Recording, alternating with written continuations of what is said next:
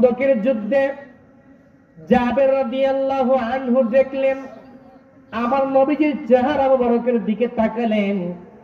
তাকিয়ে জাবের রাদিয়াল্লাহু আনহু দেখেন দয়াল নবীজির চেহারা মুবারকের মধ্যে ক্ষুধার ছাপ দেখা যায়। জাবের ভাবলেন, আমার দয়াল নবী ক্ষুধার্ত।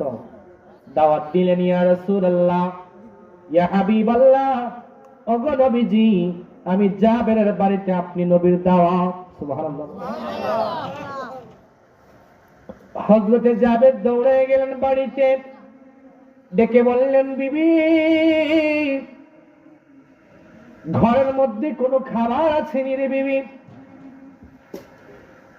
জাবের বিবি ডেকে বললেন, স্বামী গো, ও স্বামী, ঘরের ভিতরে 6 মাসের একটা বকরির বাচ্চা আছে, আর কিছু জব আছে গো নবী, কিছু জব আছে স্বামী।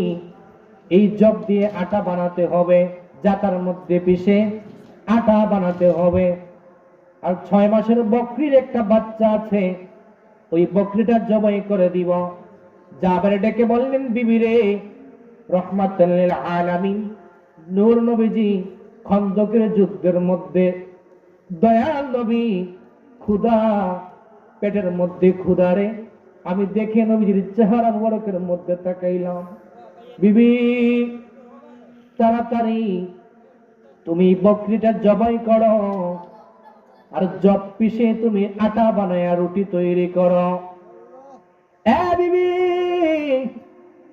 দয়াল নবী রহমাতুল লিল আলামিন এমন ক্ষুধার তরে আমার দয়াল নবী এত কষ্ট করেছেন, পেটের মধ্যে এত ক্ষুধা তাড়না নবীজি কাউকে বলে নাই, কাউকে বলে নাই।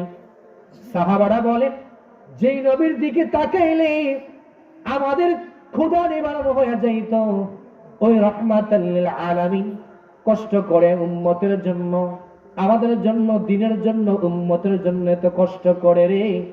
দয়াল নবীজি রহমাতুল লিল আলামিন ক্ষুধার্ত।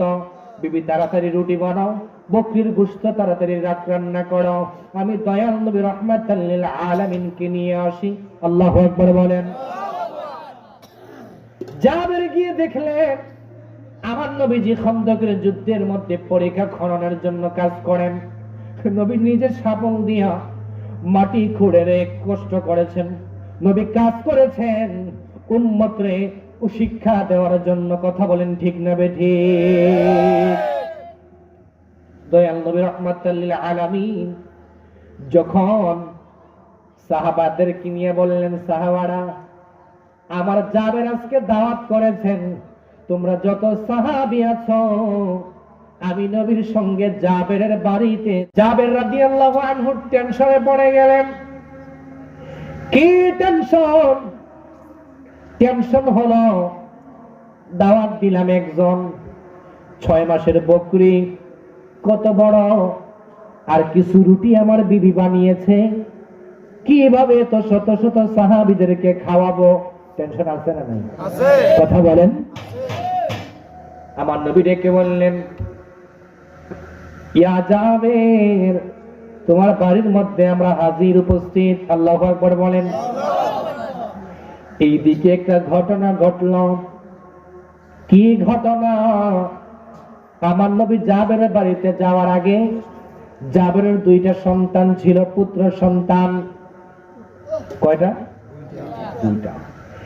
একটা পুত্র সন্তান, ছোট ভাই, 2 ভাই, এক ভাই আরেক ভাইকে বলেন, ভাই, আজকে আমাদের বাড়িতে যিনি মেহমান হয়ে আসবেন তিনি রহমাতুল লিল আলামিন, তিনার জন্য মা বকরি জবাই করেছে।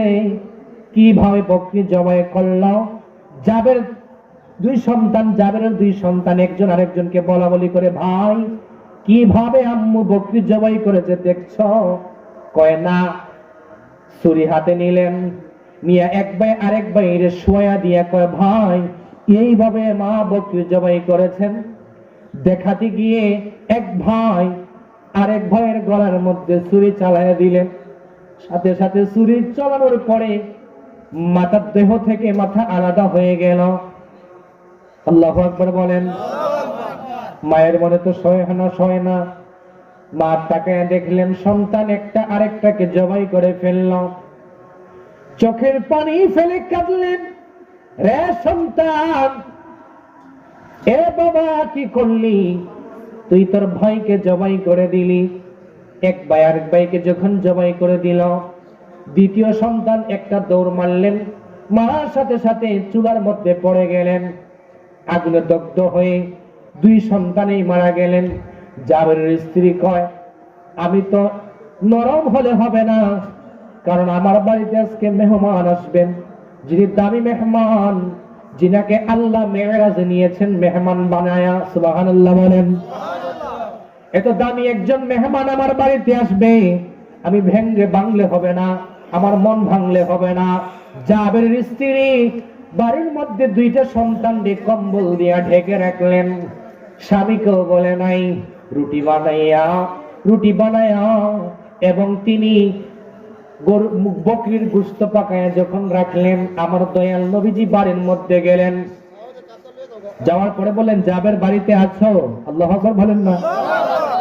জাবের রাদিয়াল্লাহু আনহু বলে, ইয়া রাসূলুল্লাহ। লাব্বাইক ইয়া রাসূলুল্লাহ, আমি জাবের বাড়িতে আছি।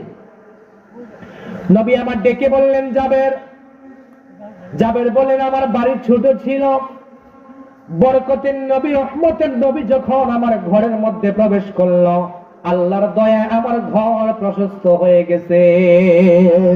সুবহানাল্লাহ বলেন। ওয়ামা আরসালনাকা ইল্লা রাহমাতাল লিল আলামিন। আল্লাহ বলেন, মা আরসালনাকা, আমি আমার হাবিবকে পাঠাই নাই, ইল্লা, তবে হে পাঠিয়েছি, রাহমাতাল লিল আলামিন, রহমত হিসেবে। জোরে বলেন সুবহানাল্লাহ। বরকতের নবী, রহমতের নবী যখন জাবেরের ঘরে গেলেন, জাবের বলেন, আমার ঘর প্রশস্ত হয়ে গিয়েছে। সুবহানাল্লাহ বলেন।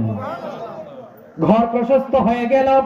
তাকিয়ে দেখলেন, জাবের, বিবিরে প্লেট দাও, রুটি দাও। আমার নবী বললেন, জাবের, রুটি এবং গোশত আমি নবীর কাছে দাও। আমার নবী হাত মুবারক রাখলেন। সুবহানাল্লাহ বলেন। বরকতের নবী যখন বরকতি হাত মুবারক খাবারের মধ্যে রাখলেন, বলেন তো এই খাবারের বরকত হবে না? হবে না? কথা বলেন না, খাবারের বরকত হবে না? আমার নবী বললেন, জাবের, 10 জন করে সাহাবীদেরকে খাওয়াও। সুবহানাল্লাহ। 10 জন করে সাহাবীদেরকে খাওয়াইতেছেন আর গোশত খাওয়াইতেছেন। নবী আমার ডেকে বললেন, সাহাবীরা রে, গোশত খাইবা কিন্তু হাড্ডি চাবাইবা না। আল্লাহু আকবার বলেন। নবী আমার ডেকে বললেন, রুটি আর গোশত খাও, কিন্তু হাড্ডিতে কেউ চাবানে দিবা না, কামড় দিবা না। কেন? হাড্ডি গুলো এক পাশে রাখবা। সকল সাহাবী যখন খাবার শেষ হলো, নবী আমার ডেকে বললেন, রে জাবের, তোমার সন্তান আসেনি? কয়, ইয়া রাসূলুল্লাহ, 2টা পুত্র। আমার নবী জানে কি জানে না? কথা বলেন। 2 সন্তান যে মৃত, আমার নবী কি জানে কি জানে না? জানেন, আমার নবী জানেন। জাবের রাদিয়াল্লাহু আনহু বলেন, ইয়া রাসূলুল্লাহ, 2 সন্তান আছে, 2 পুত্র আমার। নবী ডেকে বললেন, জাবের, তোমার সন্তানদেরকে ডাক দাও। বিবি, নবী রহমাতুল লিল আলামিন ডাকে, 2 সন্তান কই? 2 ছেলে আমার কই? জাবেরের বিবি কয়, স্বামী, ও স্বামী, 2 সন্তান আপনার ঘুমায়। বিবি রে, ডাক দাও। নবী রহমাতুল লিল আলামিন ডাক দিয়েছেন, 2 সন্তানকে ডাক দাও, কারণ দয়াল নবীজি তাদের ছাড়া খানা খাবে না।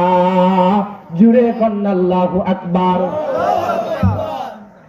নবীজি কয়, আমি তোমার 2 সন্তান ছাড়া খানা খাবো, খাবার খাবো? জাবেরের বিবি কয়, ইয়া রাসূলুল্লাহ, আমার সন্তান 2টা ঘুমায়। সন্তান কি করে? ঘুমায়। এবার হযরতে জাবের গিয়ে বললেন, বিবিরে, কোন জায়গায় সন্তান ঘুমায়? পাশের রুমেই তো। ডাক দাও। স্বামী গো, আপনি ডাক দেন আপনার সন্তানদেরকে। জাবেরের বিবি কয় স্বামী আপনি ডাক দেন। যেই মাত্র হযরতে জাবের গিয়ে বললেন, রে বাবারা, দয়াল নবী রাহমাতুল লিল আলামিন তোমাদেরকে ডেকেছেন, নবীজির সঙ্গে তোমরা খাবার খাওয়ার জন্য। আল্লাহু আকবার বলেন। যেই মাত্র কম্বল উঠালেন, উঠিয়ে দেখতেছেন দুইটা বাচ্চা জীবিত। দুই সন্তান কি? আরো যদি বলেন না। আমার নবী ডাক দিলেন, সন্তান দুইটা কি? আচ্ছা, আমার নবী যেহেতু ডাক দিছেন তো আসতে হবে, এবার জিন্দা হোক আর মরা হোক। কথা বলেন না কেন? আর আমার নবী যদি ডাক দেয়, আল্লাহ তো বলবে আমার দুস্থ যেহেতু ডাক দিছে, যদি মরা হয় তাহলে আমি জিন্দা করবো। সুবহানাল্লাহ। দুইটা সন্তান জীবিত অবস্থায় আসলেন।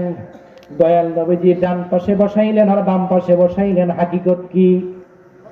জাবেরের বিবি কয়, স্বামী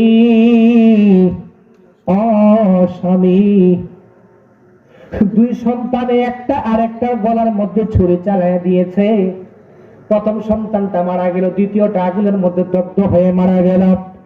স্বামী রে, দুই সন্তান আমার মারা গিয়েছে, কিন্তু নবী এত রহমতের নবী, বরকতের নবী। নবী যেই মাত্র ডাক দিলেন, ডাক দেওয়ার সাথে সাথে আমার দুই সন্তান জিন্দা হয়ে গেছে। কোরআন শরীফের মধ্যে আছে লিমা ইউহয়িকুম, আছে না ভাই? ইয়া আইয়ুহাল্লাযীনা আমানুস্তাজিবু লিল্লাহ ইস্তাজিবু লিল্লাহি ওয়ালির রাসূলি ইযা দাআকুম লিমা ইউহয়িকুম। আল্লাহু আকবার বলেন। কয় আমার নবী যখন ডাক দেয়, আমার নবীর ডাকে তোমরা সাড়া দাও। আল্লাহু আকবার বলেন। নবী যখন ডাক দেয়, নবীর ডাকে কি দাও? আরো জোরে বলেন। আমার নবী যখন ডাক দেয়, নবীর ডাকে সাড়া দাও। লিমা ইউহয়িকুম। আর আমার নবীকে আল্লাহ ক্ষমতা দিয়েছেন মৃতকে জিন্দা করার। আল্লাহুম্মা সাল্লি আলা সাইয়্যিদিনা মাওলানা মুহাম্মদ ওয়া আলা আলি সাইয়্যিদিনা মাওলানা মুহাম্মদ। আরেকটু মহব্বতে আল্লাহুম্মা সাল্লি আলা সাইয়্যিদিনা মাওলানা মুহাম্মদ ওয়া আলা আলি সাইয়্যিদিনা মাওলানা মুহাম্মদ।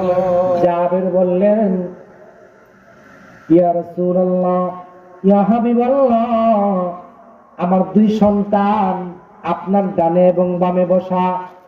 নবী আমার ডেকে বললেন, রে জাবের, এই দুই সন্তানে তো মৃত ছিল, আল্লাহ এমন পাওয়ার আমি নবী দিছে, আল্লাহর হুকুমে ডাক দেওয়ার সাথে সাথে দুই সন্তান জিন্দা হয়ে গেছে। দুই সন্তান জিন্দা। আমার নবী বলেন, সাহাবারা, জাবের এখানে কাজ করো, সকলে খাবারের জন্য বসি।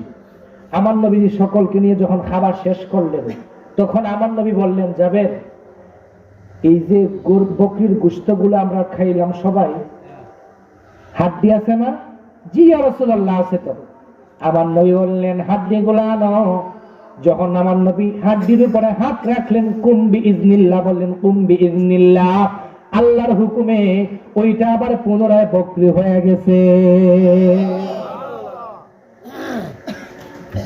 এই ক্ষমতা দিয়েছেন কে? আল্লাহ। আরো জুড়ে বলেন, আল্লাহ। তাহলে নবীজির দেখেন, নবীর মহব্বতে চোখের পানি ফেলায় না, নবীর মহব্বত কত বড় দেখেন। সন্তান মারা গিয়েছে, কিন্তু নবী বাড়িতে মেহমান আসবে, নবীর জন্য কত ভালোবাসা, ইশক, প্রেম, মহব্বত।